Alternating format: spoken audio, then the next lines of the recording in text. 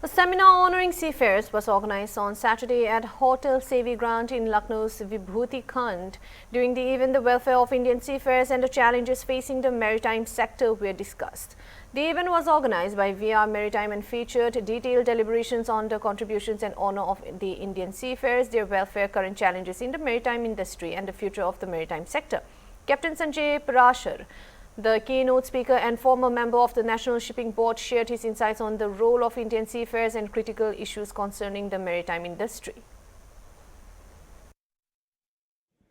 मैं कैप्टन संजय पराशर आज सीफेयर्स का मान सम्मान की हमारी संगोष्ठी रही और करीब 200 सीफेयर्स आए, जिसमें से हमारे यहाँ पर कई ऐसे हमारी कंपनी के सीफेयर्स हैं जिन्होंने ज़िंदगी के अपने जवानी के 10 बेहतरीन साल दिए और हमारी उनकी ग्रोथ साथ में हुई, परिवार सहित आए।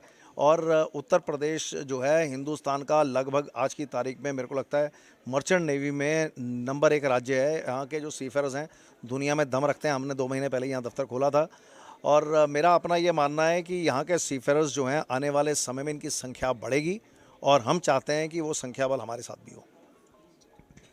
अभी कितनी संख्या होती है सर? अभी हमारी कंपनी में जो 7,000 लोगों को हम एम्प्लॉयमेंट देते हैं, उसमें से करीब आप ये मानिए कि 1,000 जो है वो उत्तर प्रदेश के होते हैं।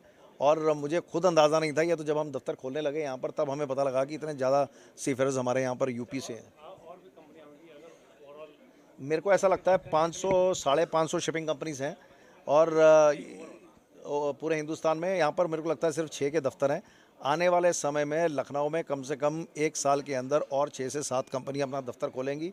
वो इसलिए नहीं खोलेंगी कि ये जगह कोई मतलब एक साधारण जगह है, वो इसलिए कि यहाँ इंटरनेशनल एयरपोर्ट है, यहाँ पर ट्रेनिंग इंस्टीट्यूट है, मर्चेंट नेवी वाले डीजी शिपिंग अप्रूव डॉक्टर्स हैं। और यहाँ पर सबसे बढ़िया बात यह है कि जो यहाँ का जो यूथ है वो एक बार किसी कंपनी में जुड़ता है वो लगभग 10 से 15 साल उस कंपनी को देता है। और मुझे लगता है प्राइवेट सेक्टर में रिटेंशन की जो प्रॉब्लम है उसमें यूपी का जो रास्ता है वो हमको बड़ा स्टेबल नज़र आता है। ये वेस्ट एशिया में जो कॉन्फ्लिक्ट चल रहा है उसका लेकर क्या लग रहा है? मर्चेंट नेवी को कुछ ऐसा? बिल्कुल असर है वेस्ट एशिया में। और जो ब्लैक सी में जो कॉन्फ्लिक्ट चल रहा है, टर्की के सीफेयर्स हैं, चाहे फिलिपिनोज़ हैं, चाहे और कोई नेशनैलिटी के हैं, वो पीछे हट रहे हैं।